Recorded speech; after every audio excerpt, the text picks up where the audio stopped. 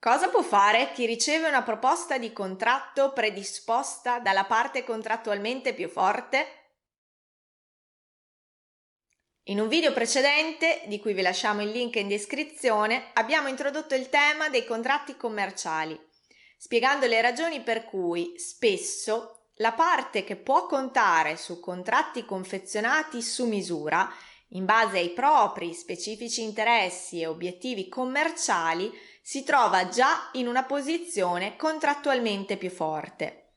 Per converso, la parte che non ha investito nel mettere a punto le clausole di proprio interesse e più in generale in un'adeguata modulistica si espone a subire il ricatto, prendere o lasciare della controparte più preparata.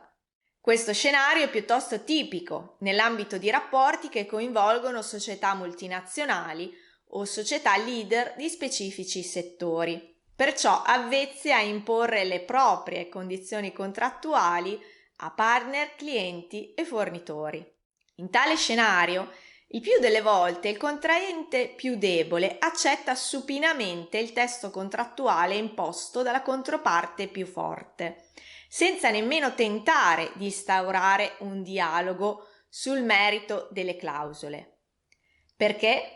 Perché il più delle volte il contraente debole non dispone nemmeno di contratti e clausole su misura per la propria attività e dunque non è in grado di sostenere un contraddittorio o di proporre alternative, modifiche, integrazioni o sostituzioni di clausole.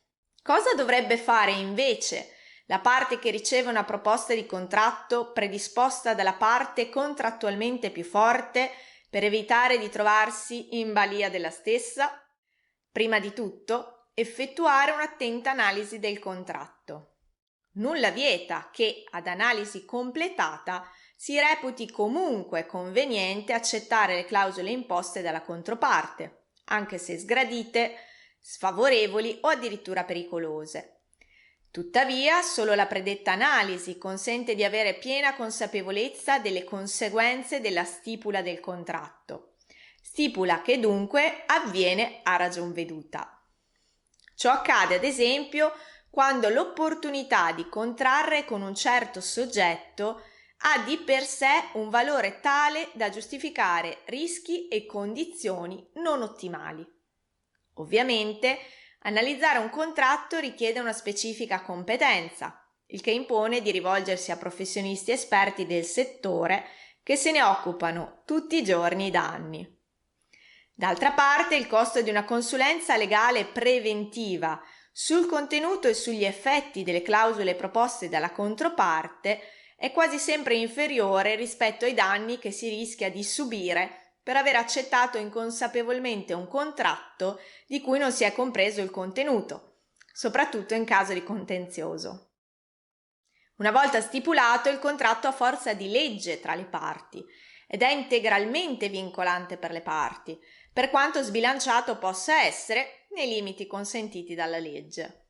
Una volta stipulato un contratto che non si sarebbe dovuto o voluto stipulare, se solo lo si fosse analizzato, è quasi sempre troppo tardi per rimediare. Iscrivetevi al nostro canale YouTube. Abbiamo un'intera sezione dedicata al diritto civile. Per maggiori informazioni visitate il nostro sito e seguiteci sui social media.